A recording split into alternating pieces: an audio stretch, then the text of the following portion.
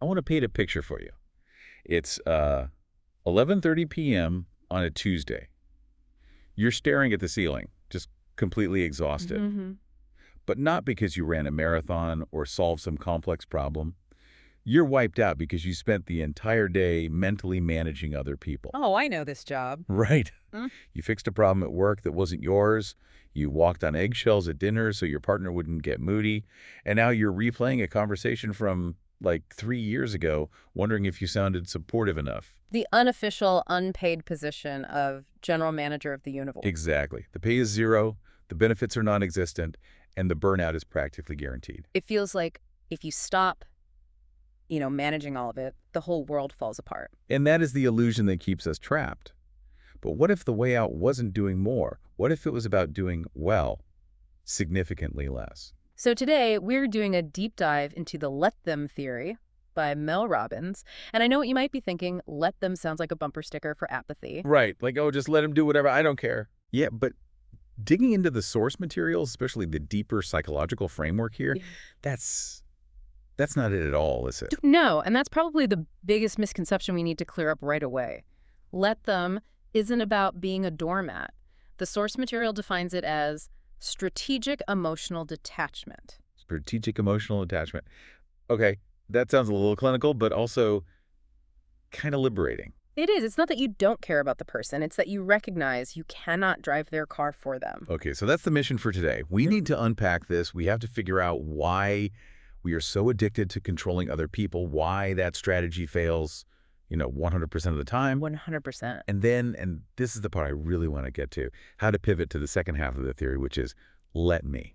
That's the piece most people miss. They stop at let them and just feel helpless. But the real power is in the let me. But before we get there, we have to talk about the why.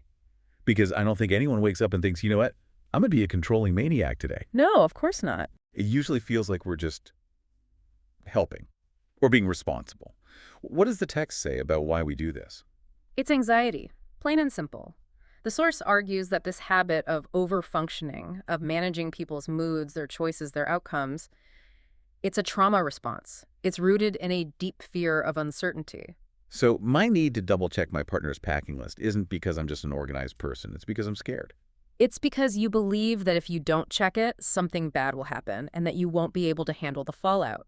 Control provides what the book calls an illusion of safety. An illusion of safety. Yeah, when you micromanage a situation, your anxiety momentarily drops. You get this little hit of dopamine that says, okay, I'm safe. But it's a false safety. A fake calm. Completely, because people are variables you can't solve for. You can pack the bag perfectly and they can still live it in the Uber. When we base our internal peace on someone else's compliance, we are setting ourselves up for chronic instability. The text lists some symptoms of this that I found. Let's just say uncomfortably accurate. Over-explaining was a big one for me. Oh, the over-explaining. That's a classic tell. If you send a text and then you send 3 more texts explaining the tone of the first text because you're terrified they might misinterpret you. Yep, guilty. That is you trying to control their perception of you. Another one is fixing problems that adults should be handling themselves. Okay, this is the one I want to push on. Because where is the line? If my friend is making a total mess of their life, and I love them, isn't it my job to help fix it? Isn't that what being a good friend is? That is the million-dollar question, right? And the source material draws a very hard line here. It uses this concept of the 2 spheres. The 2 spheres, okay. So sphere 1 is things you do not control. This includes other people's moods, their decisions, their ambition, their loyalty, their lessons. That's all their stuff. Okay. Sphere 2 is things you do control. And that's your response, your boundaries, your standard of conduct, your decisions. But back to my friend. If they're in sphere 1 and they're like driving toward a cliff, I'm just supposed to let them. You can express concern. That's in your sphere 2. But you cannot grab the wheel. The text argues that when you try to fix these big problems for other adults, you aren't actually helping them. You're interrupting the consequences they need to experience to learn. Interrupting the consequences. That's a heavy phrase. It is, but think about it. If you always clean up the mess, why would they ever learn to stop making it? You become the safety net that actually prevents their growth. You got it. So let them is basically just acknowledging that I am not the protagonist of their movie. I'm a supporting character at best. Exactly. And sometimes the best thing the supporting character can do is step off the stage. Which brings us to the really scary part. If I stop managing everyone, if I stop fixing and soothing and people-pleasing, people might not like it. Oh, they almost certainly will judge you. Well, that's terrifying. I thought this theory was supposed to make me feel better.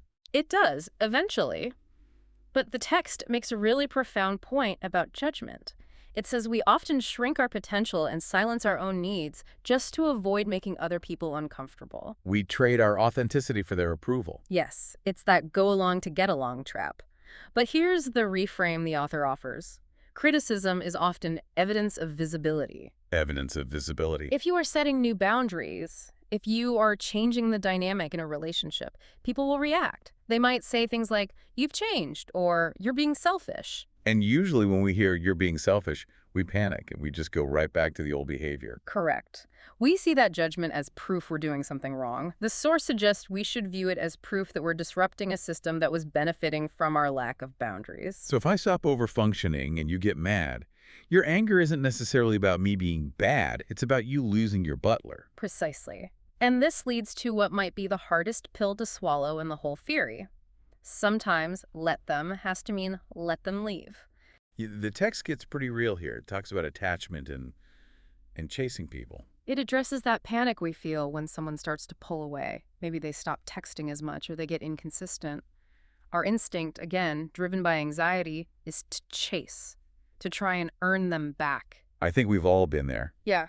If I just explain myself better, or if I'm just cooler or nicer or more available, then they'll come back. And the text just slams the door on that whole idea. It states, very bluntly, that chasing communicates low self-worth. Ouch.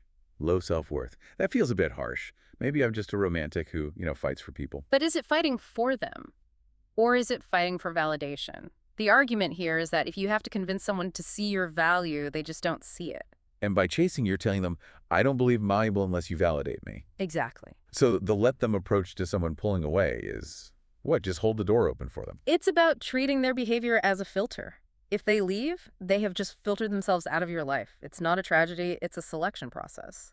That sounds incredibly rational, but on an emotional level, that just feels like a breakup. It is a breakup. It's a breakup with the fantasy of who you wanted them to be. Which brings us to another key concept in the notes here called disappointment as data. Okay, I highlighted this part because I really struggled with it. Disappointment is data. When I'm disappointed, I don't feel like a scientist looking at a spreadsheet. I just feel hurt. Of course you do. It hurts.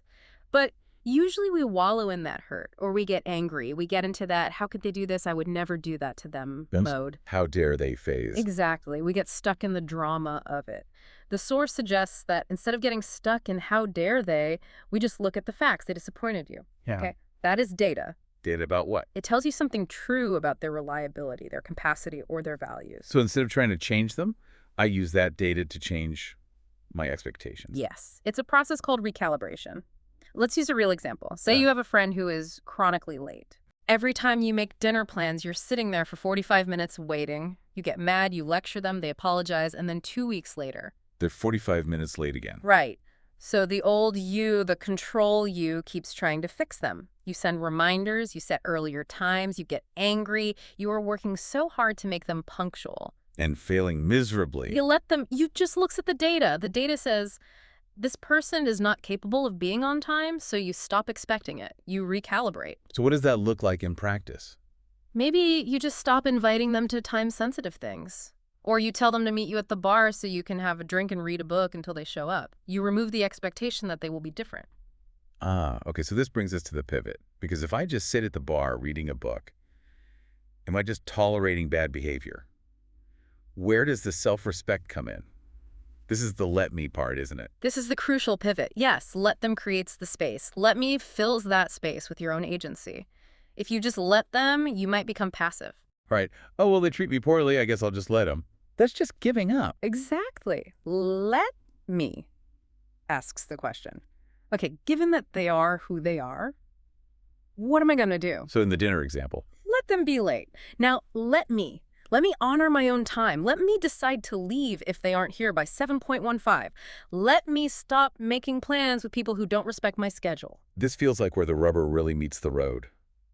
Because let me requires you to actually do the hard thing. It's so much easier to complain about the friend than it is to stop inviting them. 100%. Complaining lets you stay the victim. Can you believe how disrespectful they are? Right. Taking action, the let me part, requires you to be the villain in their story, or at least the person who's rocking the boat. The text brings up a conflict here that I think trips everyone up. Standards versus feelings. Can you break that down? This is the internal battle. Your standard is what you know you deserve or require for your life. Your feelings are the fluctuating emotions of the moment, like loneliness, guilt, nostalgia. Okay, give me a messy example. Not the dinner friend. Something stickier. Okay, let's talk about a toxic ex. You know they are bad for you. Your standard is, I do not date people who belittle me. That is the rule you've set for your life. Solid standard. I like it. But it's Friday night, you're a couple glasses of wine deep, you're feeling lonely. You remember that one nice trip you took to Cabo a few years ago? Your feeling is, I miss them. I'm sad. And the feeling wants to send that text. The feeling is screaming, text them. The let me theory says you have to choose the standard over the feeling. You acknowledge the feeling, I am lonely right now, but you act on the standard. Let me turn off my phone. Let me call a supportive friend instead. Exactly. And that is incredibly hard to do in the moment. It is. But the source argues that self-worth isn't some affirmation you say in the mirror. It's the direct result of these tiny micro-decisions. Every single time you choose your standard over your temporary feeling, you are building real self-respect. It's like building a muscle. You don't get strong by thinking about the gym. You get strong by lifting the heavy weight, especially when you don't want to. That's the perfect analogy, and the more you do it, the less you rely on other people to regulate you. This leads to the ultimate goal mentioned in the text: emotional independence. Is that different from just being a strong, independent person? Because that phrase gets thrown around a lot. It's more specific. Most of us operate in a state of emotional dependence. We're like thermometers. If the room is hot, we go up. If it's cold, we go down. If our partner is grumpy, our whole day is ruined. We just reflect the environment. Yes. And emotional independence is, well, it's being the thermostat. You set your own temperature. You set the temperature. If your partner is in a bad mood, you can observe it without absorbing it. You can think, wow, they are having a really hard time, without letting it derail your entire Tuesday. You stay in your sphere, too. That sounds like an actual superpower, but it also sounds a little, I don't know, detached. Is there a risk of becoming cold? That's a common fear. But think about the alternative. Is it really loving to be an emotional wreck just because someone else is? Enmeshment isn't love. Stability is what allows you to actually show up for people in a meaningful way. So if you're not drowning in their drama, you can actually throw them a rope. Exactly, which connects back to something we touched on earlier, the idea that let me is actually better for the other person too. It creates a vacuum. And nature abhors a vacuum. When you stop overfunctioning, when you stop filling all the space with your anxiety and your fixing, you create a space where the other person has to step up, or they don't. But at least they finally have the chance. I really like the idea of energy conservation here, too. We only have so much mental battery life in a day. Think about the hours you have spent analyzing text messages or rehearsing arguments in the shower. Hours. For years of my life. Right. That is energy you are just lighting on fire. The let me shift is about reclaiming that resource. Imagine if you took all of that mental energy and poured it back into your own career, your own health, your own joy. You become a magnet. A magnet versus a chaser. When you are chasing, you are repelling. When you are building a life you truly love, you attract the people who are aligned with that frequency. Okay, so let's try to land this plane. We've gone from the anxiety of control to the detachment of let them, and finally to the agency of let me. It's a journey from fear to freedom, really. Fear says, if I don't control this, I'm not safe. Freedom says, I can handle whatever happens because I control myself. And for anyone listening who is thinking, this sounds great, but I'm actually terrified to stop fixing things, what's the first step? Start small. Don't try to overhaul your marriage overnight. Pick one low-stakes relationship, maybe that coworker who always complains. Okay. Just practice letting them complain without offering a single solution. Just nod and listen. Just watch what happens. Treat it like a little experiment. Exactly. Gather your own data. See how much energy you save. I want to leave everyone with a final thought that really stuck with me from this material. It's a question, and it's a bit of a mirror. If you are exhausted by someone else's behavior, ask yourself this. Are you actually supporting them? Or are you just interrupting the consequences they need to feel in order to grow on their own? That's the one right there. Let that sit with you. And hey, let us know how the experiment goes. We'll see you in the next deep dive. Take care, everyone. I want to paint a picture for you.